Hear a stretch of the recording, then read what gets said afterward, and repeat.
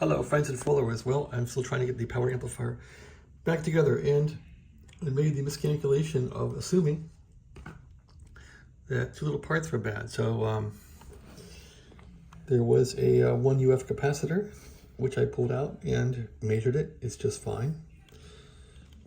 There's a 220 nanofarad, I think, capacitor here, 0.22.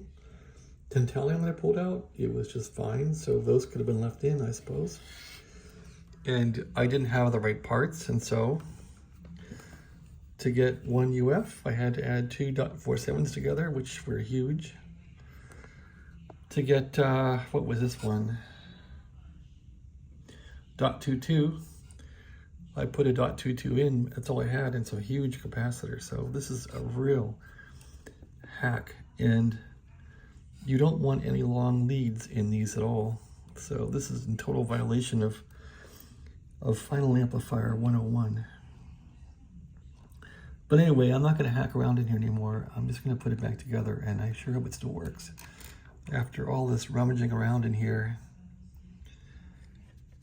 it'll be a miracle if this thing still works, considering all the hacking I've done to it. So, but I guess if I replace the finals in here, that would have been a lot more hacking. Didn't do that, so maybe I'll get off lucky, but I'm almost to the point now where, if this thing works at all again, I'll be happy. That's kind of, you keep doing stuff in here and it gets scary, and then you think you've destroyed it, and then you're just happy to have 10 watts out on 10 meters. So that's about where I'm at, but have faith. Maybe the work is good, and maybe the shield that was put in will help. We'll see.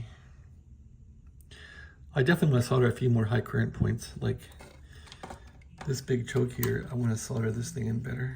That's like a lot of current goes through there, and get that established. All right, I'm going to get to all that. And then I guess I'm going to put it back in the radio and the transceiver and see if it still plays. Yikes. Thanks for watching. Have a great day.